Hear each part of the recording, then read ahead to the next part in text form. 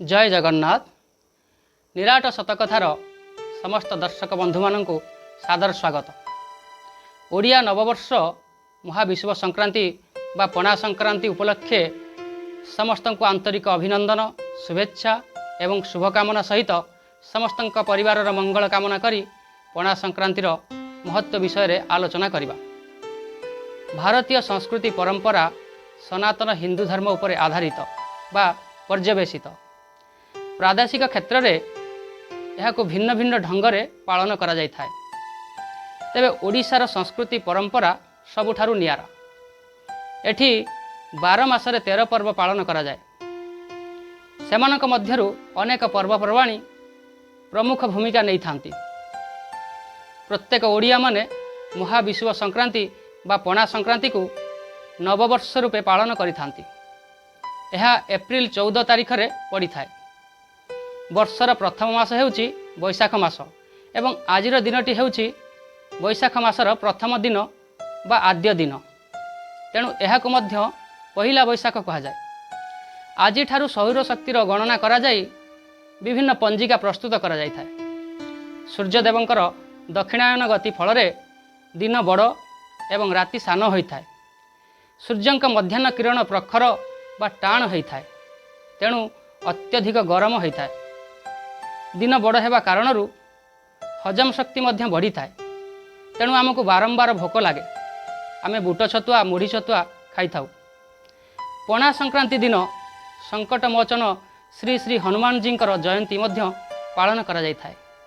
तेबे उत्तर ओडिशा रे एहाकू मेष संक्रांति बा चड़क मेला रूपे पालन करा जाउथिबा बेले दक्षिण ओडिशा रे एहाकू दंडनाच रूपे पालन करा जाय थाए। एही पर्व विभिन्न स्थान रे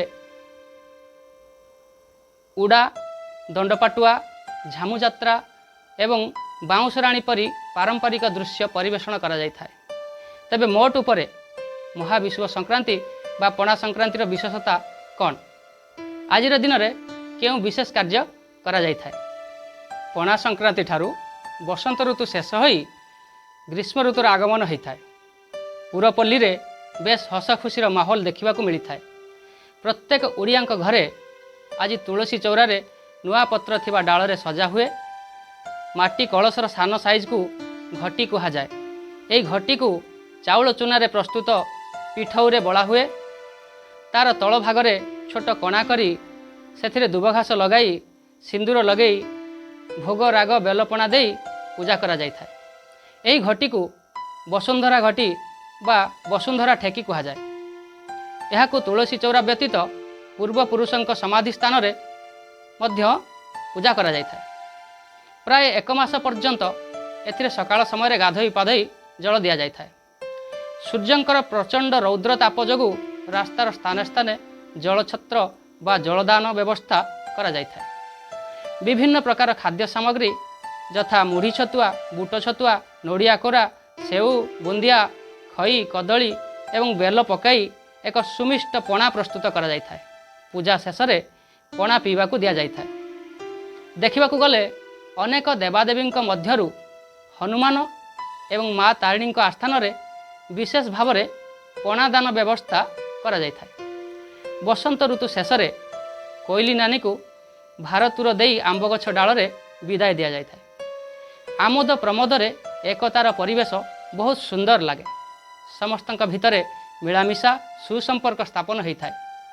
विशेष भाव में पणा संक्रांति दिन महादेवंक मंदिर हनुमान मंदिर एवं माँ तारिणी मंदिर रे श्रद्धालु भक्त मानकर भीड़ लगी थाए। तेबे ये थिला पणा संक्रांतिर महत्व एवं विशेषता। जदि आपण मानकू भल लगी थाए निश्चित मतामत देवे एवं मो चैनल को नुआ करी देखुथिले सब्सक्राइब करी बेल आइकन को दबाई देवे। धन्यवाद।